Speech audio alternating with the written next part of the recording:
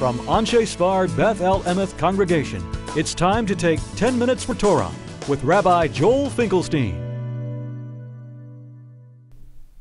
Welcome to our discussion of Tazria-Metzora, without a doubt. If you think about the different processes that the Metzora, the leper, goes through, there's something very interesting. I think it has an interesting lesson for us. First, let's say there's a certain leprosy that he sees, so he goes to the Kohen. Kohen says, well, let's take a look. We'll put this in quarantine for 7 days. After the 7 days, what happens? He sees that lo fasan egabor, it didn't spread. It didn't spread. But Tiara Kohen. The Kohen can pronounce, he's pure, he's not a leper, don't worry about it. Mispachat, it's just a mispachat. It's just a pure type of blemish. So now he needs to cleanse his garments, and then he's holy. He's pure. Cleanse his garments. He was in quarantine. Why was he in quarantine? He didn't know. Did he have COVID? Did he not have COVID? Did he have leprosy? Did he not have leprosy? That was the question. After it didn't spread, we say, oh, it's a sapachat. Which is what? Mispachat. It's a shem negator. It's what you call something that's pure. So he's not a leper. So if he's not a leper, why is he cleansing his clothes? So Rashi says, you know, somebody who comes out of quarantine, you say, well, he was only in quarantine because we thought maybe he had something, but he didn't really have it.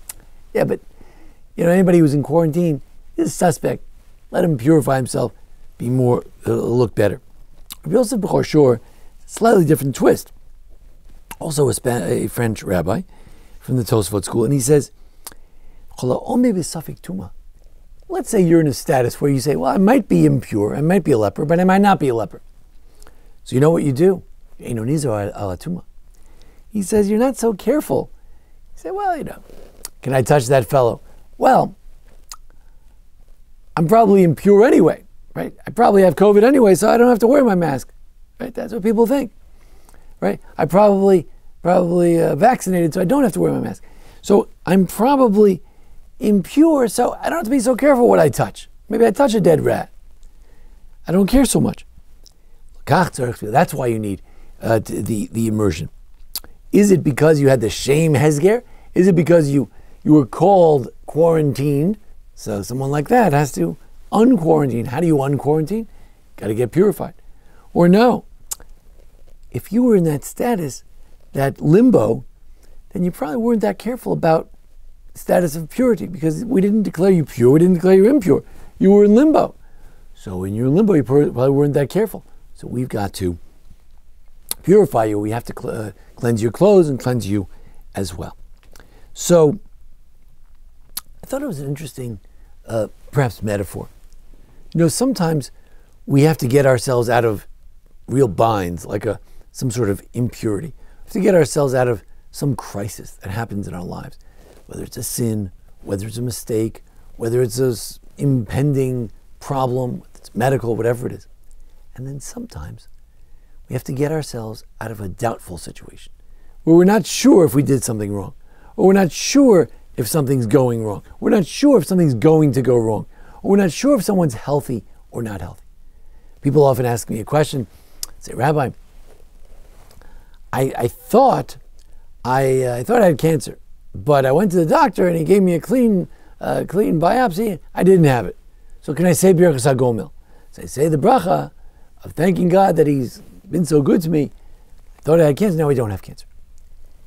Truth is, that's a debate. You could argue that since you thought you were in danger, but if the truth is you never were in danger, you didn't have cancer at the beginning, you didn't have it at the end, and it was just a mistake. It was just something you thought maybe you had. It was a worry. So the Birchas HaGomel is not said.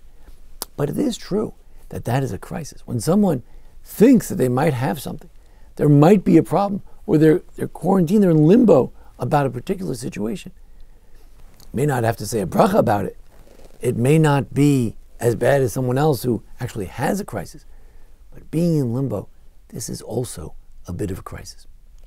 Some people want to say that, we talked about this in our Omer class, during the period of the Omer, we're also kind of in that sort of doubtful period. Why do we perhaps not shave or not take haircuts or not have weddings during this time, live music, because we say to ourselves, what's going on? Will the wheat grow? Will the flowers be pollinated? Will the fruits of the new year, will they grow so that I can bring my new fruits, so I can have a successful crop? We don't know. It's a period of anxiety. It's a period of not knowing. When you're in a period of not knowing, then that's kind of a sad period. That's why we're wearing our beards kind of long, our hair kind of long, because we're not sure.